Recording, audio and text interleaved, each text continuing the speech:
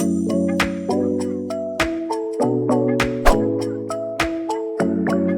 good morning. If this is morning for you, probably is, unless you're in my rice class, it's probably an evening. But today I have Shawnee Nicole joining us. She's a recent graduate of the PMP prep class.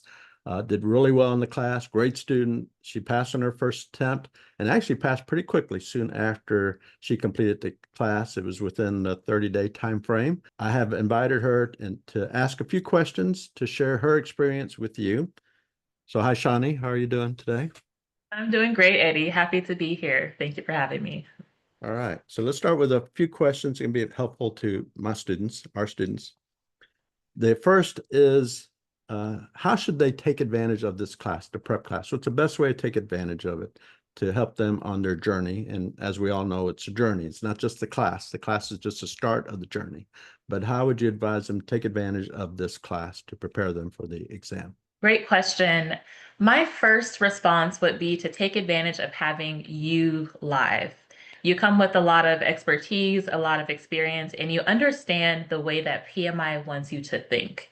And that's the biggest advantage you can have on the test is knowing the PMI mindset, knowing what to consider versus what happens in the real world, knowing how to use the process grid to your advantage. You taught those things in the prep course, and for me, that was more valuable than anything else. It was more valuable than reading the chapters. It was more valuable than taking the quizzes because I understood how to think about each question. I would also say take advantage of the resources. So Eddie provides a lot of process grids, a lot of links to quizzes, a lot of the final exam itself. Those were extremely helpful. You don't want to get into the habit of using all resources available to you because you don't know the validity or the credibility of those resources. You don't know if the quiz that you're taking has the correct answer. So stick to the resources that are provided to you in the course. Use those to your advantage, ask questions, and really focus on being present in the class because you'll miss a lot of the stuff that's not written in a textbook if you Good. don't. One thing I do want to add, you may have this for later in one of my other questions, but the mindset. Mindset is very important, as you know. You may look at a question, and it's more important to understand the mindset than maybe the specific memorization or specific term. You want to speak to the mindset a little bit and maybe what you learned kind of going through the process? Yeah, so for me, the mindset was everything. It taught me how to decipher between answers for questions I had no idea about, for terms that were listed or concepts that I hadn't really studied on. But because I understood the way that PMI wants you to think, it helped me to say, okay, if the project manager hasn't completed step one, he's probably not ready for step three, or she. And so that eliminated a lot of answers right off the bat.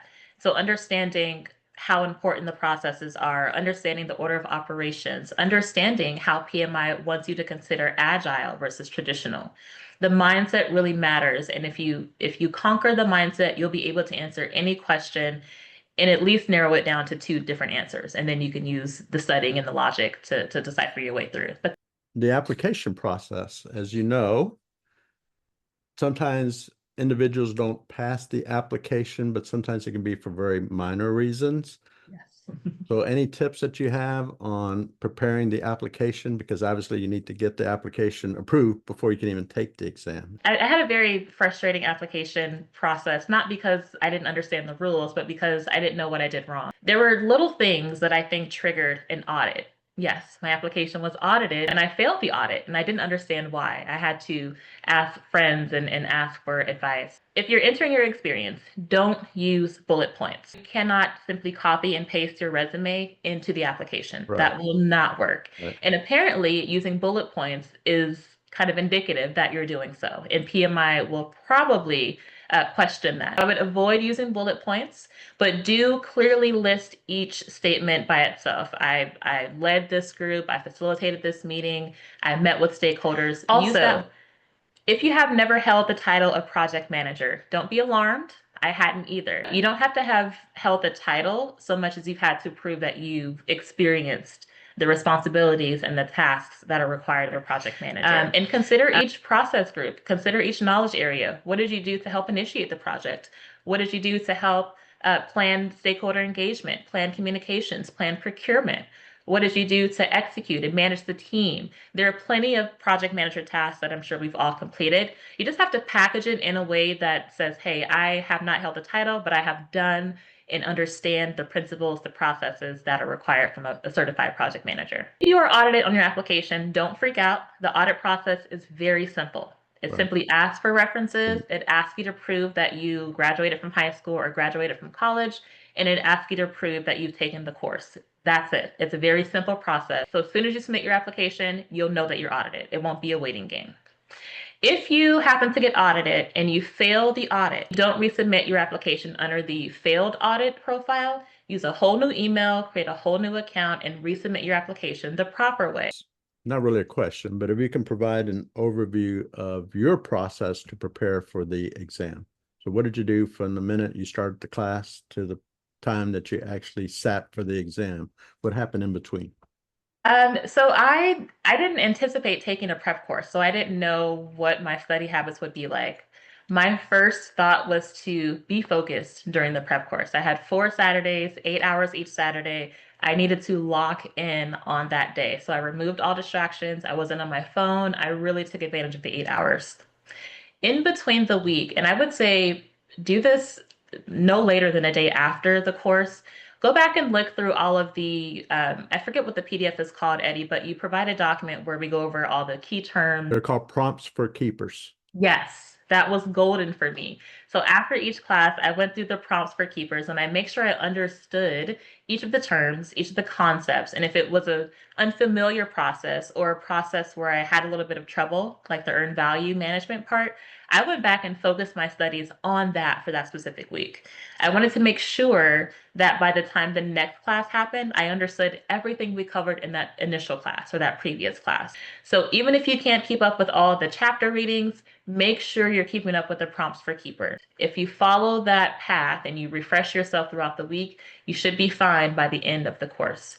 Do not wait until the end of the prep course to review the prompts for keepers. That will be way too much information, and you may even end up getting discouraged from scheduling the How exam. many quizzes did you take, or what was your quiz strategy? I took a quiz almost every day, if not Good, several. good. I knew that I wouldn't, with a full-time job, running a business, there's just not enough time to do everything. And so I was very strategic about my studying. Outside of the prep course, I went over the prompts for keepers. At the end of the prep course, when I was making my flashcards, I went through each page again to make sure I didn't miss anything. But I also kept my knowledge fresh by taking quizzes. I would suggest not just Googling a quiz and taking it, but take it from a reputable source. Use a Udemy course. Use a course that you know keeps up with the PMI exam because the exam changes. Use quizzes from reputable sources and use them often.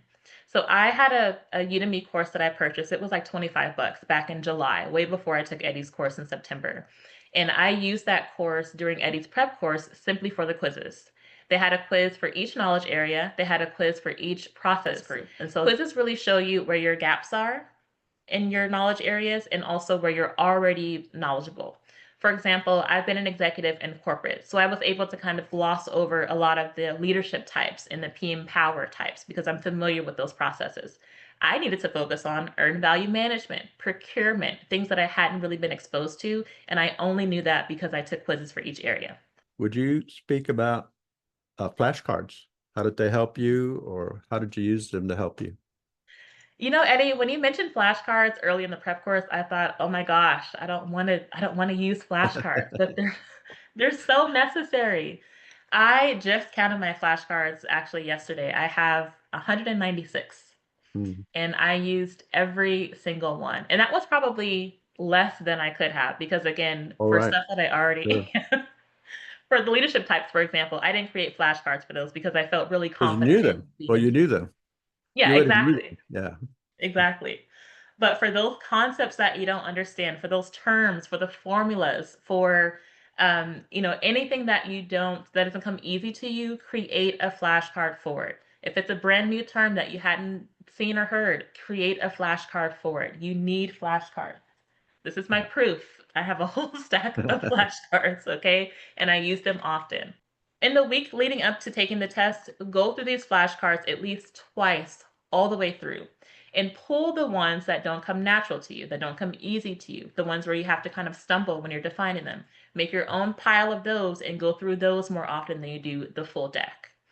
Repetition is how we learn. It's still a very, effective method of learning. So flashcards help with that repetition. And then, of course, studying in the prep course helps with the knowledge and understanding of it. Now, I had another student give me feedback that he used the flashcards as a way to help when he was answering the questions in the actual test to be able to eliminate distractor answers because he knew Correct. the terms well enough. He goes, "Oh, that's not even close. That has Yes. nothing to do with this particular question." So just Yes. knowing the terms helped him. Do you think it helped you as well, just going through the actual exam? Oh, that's half the battle. Yeah, Yeah. After learning the PMI mindset, you need to know the terms, not because you need to memorize every single one, but you need to know what's not a PMI term. And the right. only way to know that is to know the terms. There's a ton of distractors on the test. Every question has at least one or two, I would say. And just knowing that they're not valid will help you to eliminate some of those answers. And then knowing how PMI wants you to think will likely get you to the correct answer. We're running short of time, so I'm going to leave one more open-ended question for you. Some final tips and lessons learned from just taking the exam that you'd like to share? Sure. I know a lot of people have anxiety when it comes to test taking. I've always been a good test taker, but apparently that's not a common thing. Going into the exam, knowing that you're not going to get a perfect score, that in itself can stress you out. You're not going to get every question right. There is room for you to miss questions. No one knows how many questions you can miss, but a rule of thumb that I use just for my own personal studies, because I had to calm my mind, is I said, okay, anyone who scores a 90% on the test is probably not going to fail. So I did some math and that left me with about 17 questions that I felt comfortable missing without any anxiety, any stress.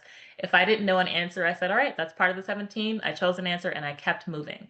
That is how you eliminate anxiety, eliminate stress during the formulas. There's not a whole lot of math on the exam.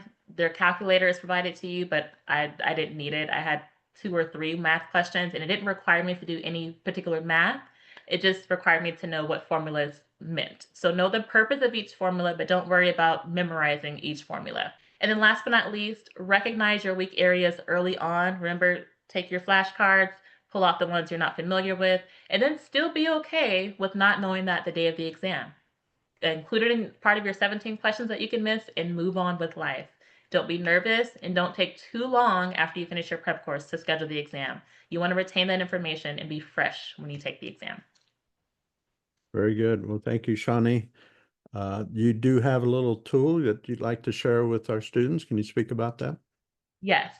I have a new tool called the PMP Exam Boost Power Insights. These are all tips that I have for anyone who's studying to take the PMP exam. It goes over mindset tips, it gives you 4 tips that I use to study, and it also gives you 4 insights that you can expect on the exam. Know that every exam is different. These are generalized tips, but they should help you focus your studies and give you a little bit of clarity and peace before you go into exam day. Very good. Well, thank you, Shawnee, for your time and appreciate your feedback. No problem. Thanks, Eddie. Good luck, everyone.